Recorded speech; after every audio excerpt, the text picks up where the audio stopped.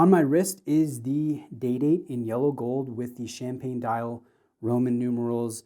This is my latest pickup. It is a lifetime goal type of pickup, and it is the second watch in my 2-watch collection. I have just done a big move. I've pared down. I went to 1 watch. I picked my very favorite out of my collection, and I let go of every other watch, as crazy as that sounds.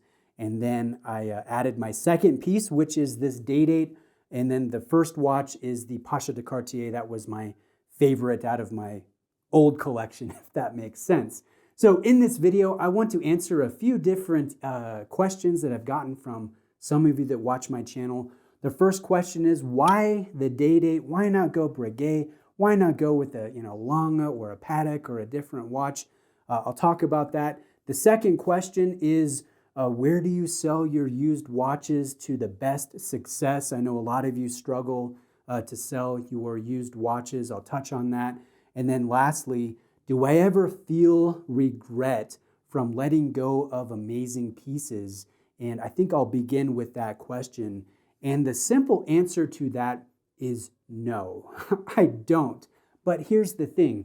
If I went from wearing, say, a Grand Seiko or a Datura or a Cartier or a Vacheron Constantin, and then I didn't replace it with something equally as exciting and as amazing, absolutely, I would definitely miss those old beloved pieces that possibly out of necessity I had to let go of. I think that would be a very sad situation. And if you're in that situation, I feel for you. That's tough. So I think in a specific circumstance, yeah, absolutely, I would miss those watches. But that's not the situation that I'm in. I go from amazing watches that I love, and then I quickly go right into other amazing watches that are equally as exciting. And then in some instances, I find them to be even more exciting. And so it's just, I'm like a fat kid in a candy store. I'm having so much fun. The possibilities are everywhere. Maybe I'm overindulging too much. Maybe it's not, quite healthy for my my body and my system and everything.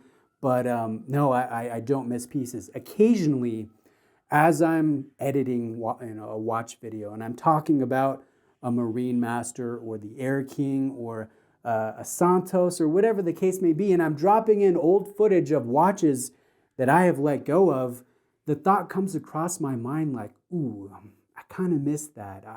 It would be nice to be wearing that watch right now. But you know what? It's fleeting, because I look at my wrist and I met with, again, an amazing watch that I would consider a Grail level watch. And, so the feeling moves very, very quickly. So maybe, I don't know, maybe that makes me sound kind of like someone that has connection issues or is very self-centered or, might have some sort of, I don't know, something wrong with my personality. That could be the case.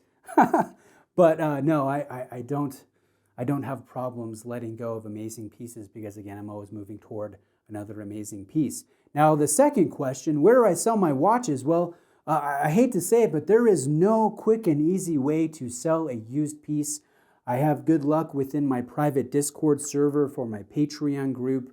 I always try to do amazing pricing there. I have good luck on Watch You Seek. I don't use Chrono24. I don't use Reddit. I don't use eBay. I don't use some of the other platforms. When I am selling a luxury watch and I'm not getting the prices that I'd like, or perhaps I just want a quick and easy sale, I'll go to a dealer, and I've worked with a number of well-known watch dealers. But you're going to leave a little bit on the table there, because that's their margin. That's how they make money. You have to understand that. But I've sold to dealers. I've sold private party. I've done it on Watch You Seek. I've done it in my Discord server. I try to stay away from eBay. I try to stay away from other platforms. I hate to say there's just no quick and easy way, but I've had actually really good success. If you want a dealer recommendation, I've done multiple transactions with David SW, and he has very fair pricing. It makes it very easy. Now let's go to the last question here. Why the Day Date? Bruce, I mean, you had this big watch budget. You could have gone Patek Philippe. You could have gone AP. You could have gone in a number of different directions. And you went with a boring, predictable, classic Rolex. You went with a Sopranos watch. Bruce, are you retiring in Florida? I got a few of those comments, and they really made me chuckle.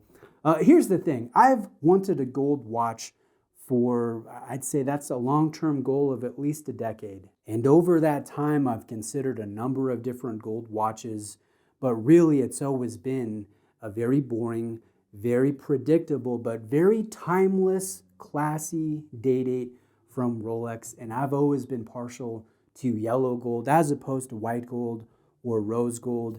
And I love the champagne. I've always been a fan of the champagne, the all gold look. I think the watch visually appears a little bit larger that way, as opposed to having, say, an onyx dial or a green dial or, a different color, a contrasting color. I think the all gold looks a little bit bigger, and it's timeless. It goes in any situation, any outfit, really. It's very versatile, surprisingly versatile. So I'd say probably at least 8 out of 10 years, in the back of my mind, it's always been the Day Date. And then as the time got closer and I started realizing, hey, this is a real possibility. It's not just someday, hopefully out in the future somewhere. It's really coming up, at least potentially very close. I started looking into other watches. I looked at Breguet. I looked at the Marine. I've always loved the Marine.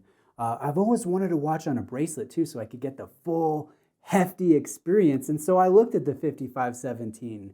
I came kind of close with that, but that was more of a flirtatious crush. It didn't really compare to the 8 years plus of really thinking hard about the Day Date. And so I looked at the Gold Speedy. I looked at a host of different watches. A couple of my friends, they have gold Daytonas. They said, well, really, Bruce, look at the gold Daytona. And so I did. I tried on a couple of variations, and I must admit, those were pretty tempting. But again, if I wanted the specific dial and bezel combination that I wanted, I had to go with Oyster Flex. I couldn't get the full gold bracelet. And so those were, again, more of like a flash in the pan. I always went back to the Day Date. So that's why I went with the Day Date. It is timeless. It is classic. Yeah, it's a little boring. Yeah, it's a little bit predictable, but I think those of you that have watched me for years, you've come to realize that I don't care what other people think. I could sell an Overseas. I could sell a Hulk. I could buy a stupid brightly colored Breitling, and I just don't care what other people think.